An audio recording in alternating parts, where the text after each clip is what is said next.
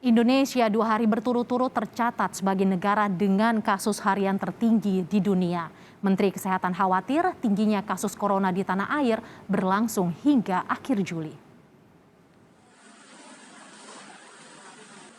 Corona di Indonesia dikhawatirkan masih jauh dari kata reda. Situs penyedia data kasus COVID-19 mencatat Indonesia sudah 2 kali berturut-turut paling tinggi. Pada 12 Juli lalu, penambahan kasus baru di Indonesia paling tinggi dengan lebih dari 40.000 kasus. Angka kematian Indonesia juga menjadi yang tertinggi di dunia. Kondisi tak jauh beda terjadi pada data 13 Juli kemarin. Dengan lebih dari 47.000 kasus, Indonesia berada di atas Brasil, Spanyol, bahkan India. Rem darurat yang ditarik pemerintah memang belum bisa menahan laju penularan corona di tanah air.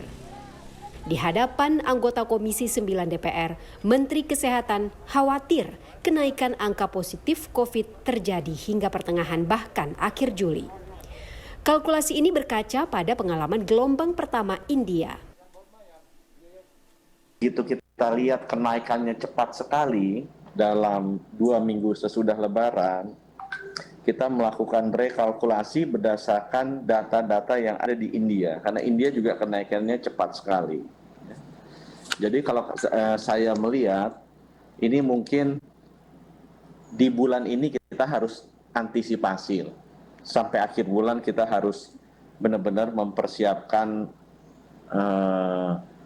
fasilitas kesehatan kita, dan ini sangat ditentukan oleh ketegasan kita, disiplin kita untuk mengurangi pergerakan.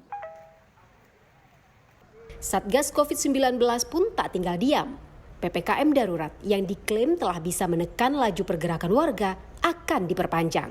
Satgas menyebut penularan COVID-19 belum terkendali. Yang mekanisme tepatnya masih diteliti hingga saat ini. Sebagaimana yang kita ketahui bersama bahwa adanya berbagai macam varian di lingkungan seperti Alpha, Beta, Gamma, dan Delta yang dikenal sebagai varian of concern adalah varian yang dapat menyebar dengan lebih cepat, meningkatkan peluang keparahan gejala, dan atau berpeluang pula menurunkan efektivitas vaksin. Terakhir, pemerintah akan terus melihat efek implementasi kebijakan di lapangan. Jika kondisi belum cukup terkendali, maka perpanjangan kebijakan maupun penerapan kebijakan lain bukanlah hal yang tidak mungkin dilakukan demi keselamatan dan kesehatan masyarakat secara luas. Kebersamaan pemerintah dan warga memang sangat diperlukan untuk menekan laju penularan corona di tanah air. Lengah sedikit, tragedi kemanusiaan akibat penularan corona bisa jadi ancaman. Tim Liputan, Kompas TV.